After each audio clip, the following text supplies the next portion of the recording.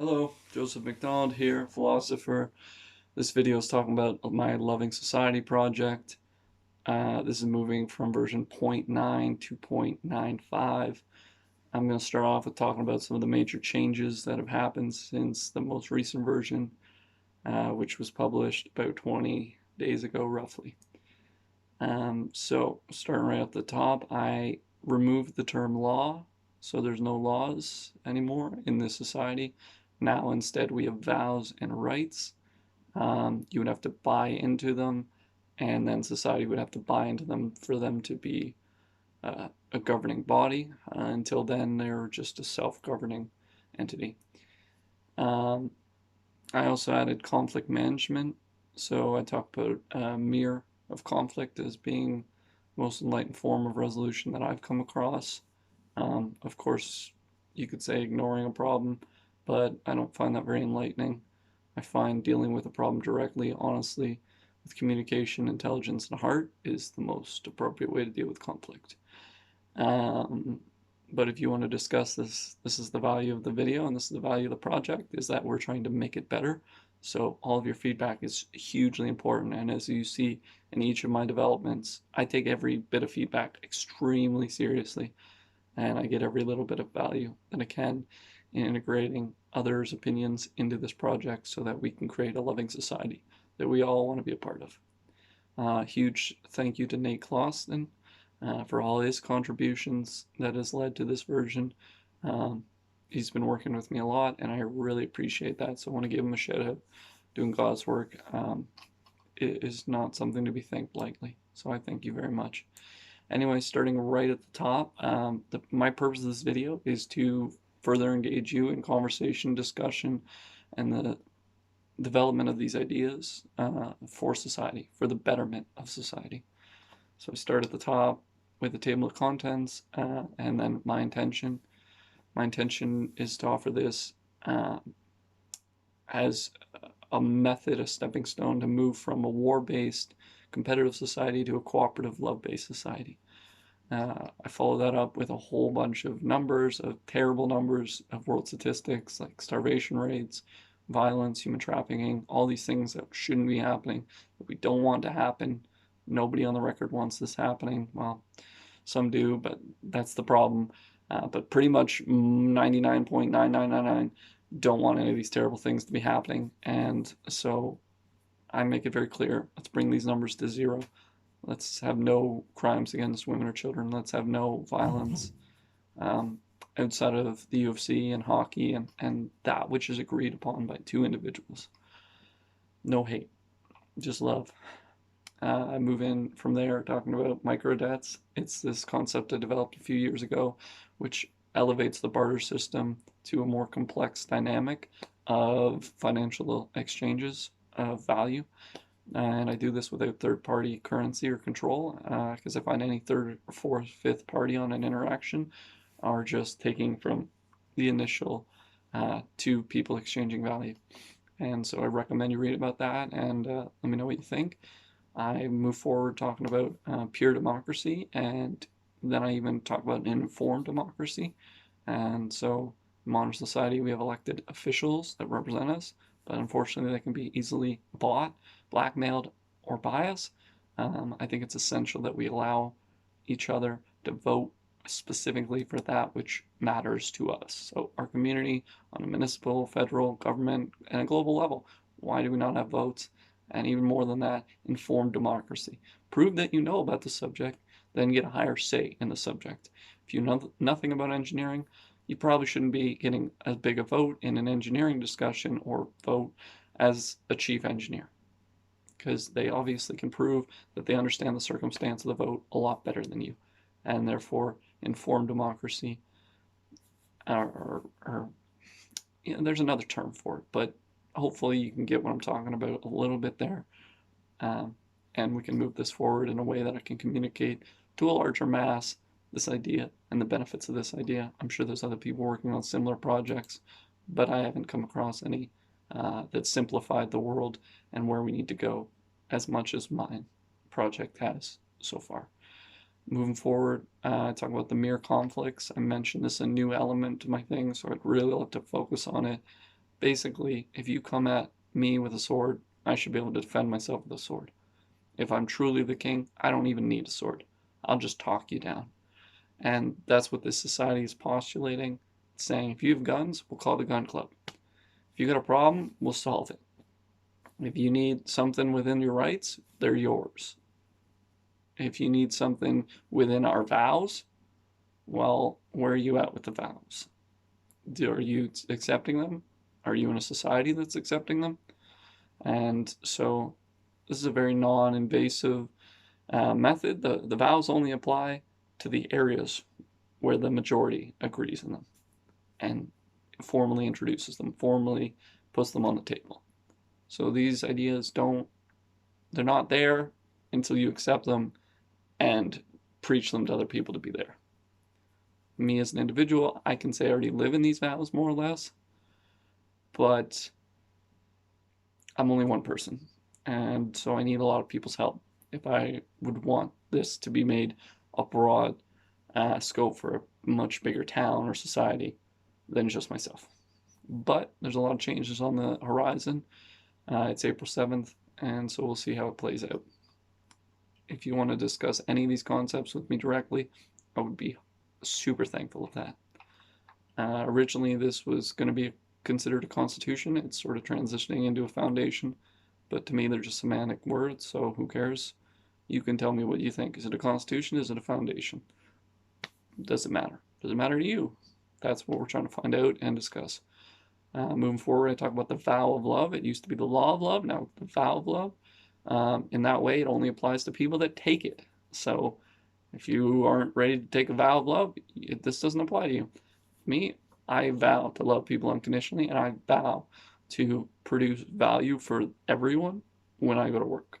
I'm not interested in raking home $1 million where all my friends and colleagues get nothing. No, I want everyone to be prosperous at the same time for the same reasons of love, joy, cooperation, and transparency. Moving forward, the vow of transparency says that a group outside of the home is going to be honest about its value and its secrets. So in the old world, if I'm a baker and I have this amazing cookie, I keep it safe and close to my heart so I can only sell it out of my store and get that high demand. In this society, the vow of transparency would say that baker would rather share his wonderful cookie with the whole planet. And they can thank him for that as individuals and as a group. But in general, the people in this society get joy from helping and growing society rather than keeping it competitive. Vow of cooperation as well, the sharing of resources, the sharing of goods, community assets. There's no restriction to the aid of another. I mean, there would be testing, especially for safety matters, but it would be universal and it wouldn't be based on credentials. So in modern society, you need to do 10 years of school to do some stuff that you could learn to do in a month. And I think that's ridiculous. I think that's a really obvious element of corruption, monopolizing a job or an industry. I have some really good examples. Hopefully you can read into those. Let me know what you think. Maybe offer an example of your own that I could integrate. That'd be great. Moving forward, I talk about the right of privacy. In modern times, everyone's stealing our information. It's not really desirable. It's not what we would really like. I think you can't steal everyone's information until you are totally transparent with the information that you have. And so these people that own the material world, they're playing us like fools and who have no demands, and saying, yeah, we do have demands. We demand the right of privacy, and we demand the right of freedom. And the right of freedom says, none of your crap comes and affects my crap. Right now, they steal our information and they steal our rights and freedoms. I'm saying you should have your rights and freedoms and you should have your privacy. You know, it should be our decision to share on a personal level. And it should be our freedom to live on a personal level. It's not until we get into the public domain where I want the vows to ordain and say, hey, now we got to be transparent. Now we got to be cooperative. But in your own home, you can do what you want, how you want to do it. I have some really good examples in there too, talking about drug addiction. But the main thing is the abundance without waste is there. And we can look at that mathematically. So now moving forward, unused things are free across the board, so no waste exists. In modern times, as much as 40% of the food that we produce is thrown straight into the trash. We have tons of consumer products that we do the same thing. That's extremely disrespectful to the planet, disrespectful to nature. We need to use every single thing we create, and therefore we don't need to create garbage. Create things in need and want, not out of opportunity to sell or opportunity to profit. We don't need that. So housing as well. We have houses decaying in every town on the planet, basically. This society would not allow that to happen so easily. It would try to fill empty homes with people that can generate value in the community. So, might not need to do much, but a town of 10,000 could say, hey, we have 5 homes, and we're really looking for an engineer, and then some laborers. And you can be like, I'm a laborer, and they'd be like, here's a house. Here's the number for the farmer. He's going to drop off food once a week. Like, if you need more, you can barter with somebody. But there is an abundance in the community, and they would share it. And they would need things, and they would ask for those things in exchange for the abundance.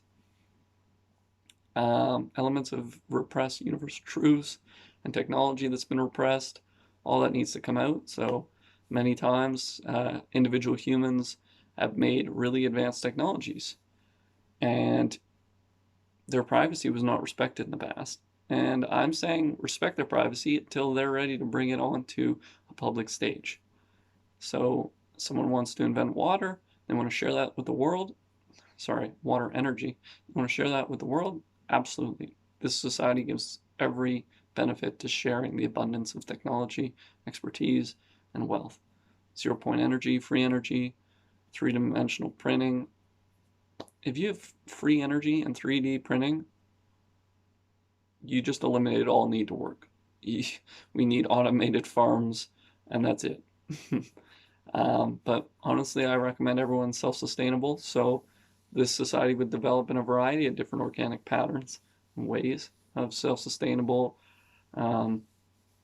earth-based living, as well as advanced technological living as well. So it'd be very fascinating to see the cultural amalgamation, so long as the moral and spiritual level of the community that had taken the vows was around equal. There would be no hold, there would be no restriction, no stress and violence and conflict and waste, and all that. Spiritual realities would be taken out from under the foot of all the things that have been repressing them as well. In my own personal belief, I'm pretty firm that I have a lot of evidence that suggests in an afterlife and reincarnation. And I just feel like these realities need to be presented in a forward perspective with referencing documentation as available, but currently repressed in a lot of instances. Media would be great for the law of transparency. It'd be great for the law of cooperation. Oh, and look at me, correct myself. They're not laws, they're vows.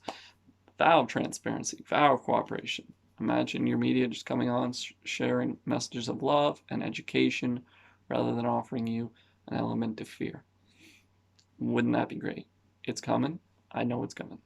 Whether I'm the one that's there helping make it better, or you are, or someone else is, good is rising inevitably. I can feel it.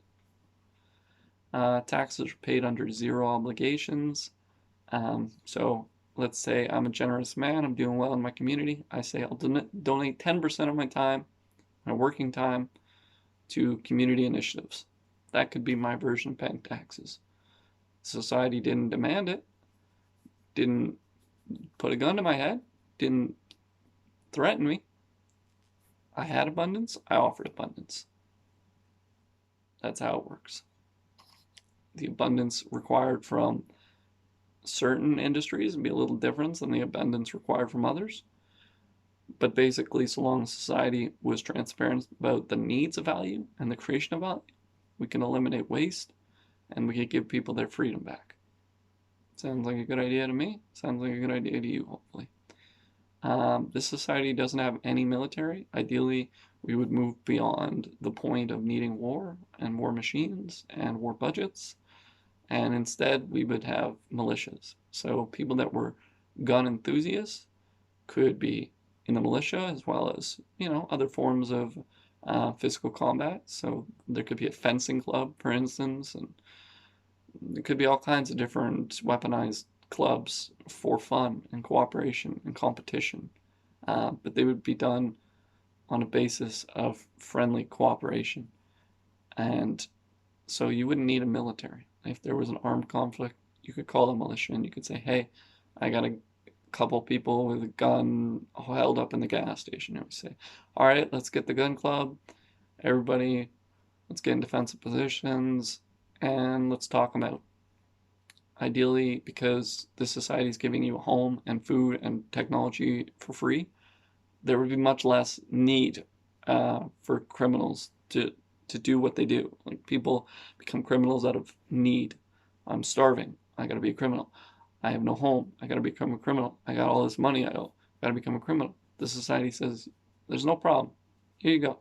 First, it's on the house. It's on the house. It's on the house. Because society has that much abundance, we can just give people our abundance. We have that much. We don't need to be throwing anything into the trash or the dump. But we do. Why? Because we're a slave to inefficiencies of modern society. We need to move beyond that. Police in this society would not have guns. They would be truth keepers, truth seekers, and they would just be there to help diffuse situations and to bring things into light. So two people are lying, one of them, or two people are saying the other person's lying, while the police come in and sort it out. There's no handcuffs, there's no shooting people in the streets. There's just honest, loving communication, joy, wellness, and abundance. Severe criminals, depending on the severity of their crimes, some communities would talk about capital punishment, but the main solution that I put forward is remote isolation. So if we're talking about Ontario, we could find a remote island somewhere in Ontario. We could put all our criminals there. Something like that. Again, this is only for severe criminals. Any lighter offenses would just be volunteer resolution. So, for instance, you poison the water. Well, now we're supervising you and you have to keep the water clean for this amount of time, kind of deal.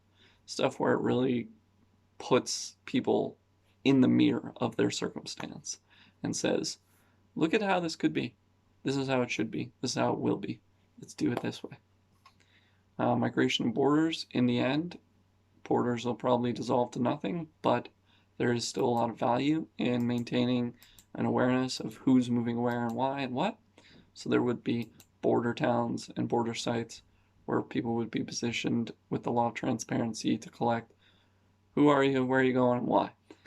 And it would be non-invasive. It wouldn't be, aggressive to the point of, oh, you must be a criminal, or interrogations, none of that. Just where are you going, why. If somebody was a jerk about it, you could put it on the law of transparency. Hey, there's a jerk. He said in this way. He said this to me. And you could just be honest. And with video technology, we can have video logs if you wanted, everywhere. So the policeman has a video log every day, and he puts it online, and that's part of his law of transparency, or vow of transparency. I gotta move beyond the terminology of law, but vow of transparency. And in that way, it could be very transparent about what he's doing with the people that need to know what he's doing. Right now, in today's society, we have a lot of restrictions of information. It's very bad because it allows for broken telephone, as many of you might have played when you were a child. And with bad intent, it gets broken telephone really quickly. And the society would not have that. It would have transparency, transparency, transparency. And cooperation says, if you're not transparent, someone's going to point it out pretty darn fast. This is how we're going to improve it. Now we're at one of my favorite subjects, and that is libraries. So in my town, I have a wonderful library, and basically libraries would be the future community banks, where communities would have a variety of books, joyful resources, sporting equipment, building equipment, um, and community assets, and they would house them all there. They'd keep them recorded, but you could go there and you could say, hey, I need this, I need this, I need this, this is why, this is why, this is why. And in that way, the community could just share their resources, share their assets in a transparent, equitable way. I talk about implementation. So this is the first time I've written this. So going right into it, the way this would implement is through individual leaders in the community. So if you really love this idea, and you had a town of 10 people say, you could read this idea and you could share it with somebody and you could say, this is a really great idea. We should build on this idea for our community. And then in a town of 10, all you need to do is convince 6 people, and then you just got majority. And then majority can say, hey, we're taking the vows, and they can push the vows onto the other people as they desire. I mean, I'm very non-abrasive with the vows now because you don't have to, you're not under any obligation to accept them. If you want to live in a competitive society, then the vows give you a perfect opportunity to mirror that. And I think that's a fantastic way to say, hey, let's just do it better. Let's just do it cooperative and loving.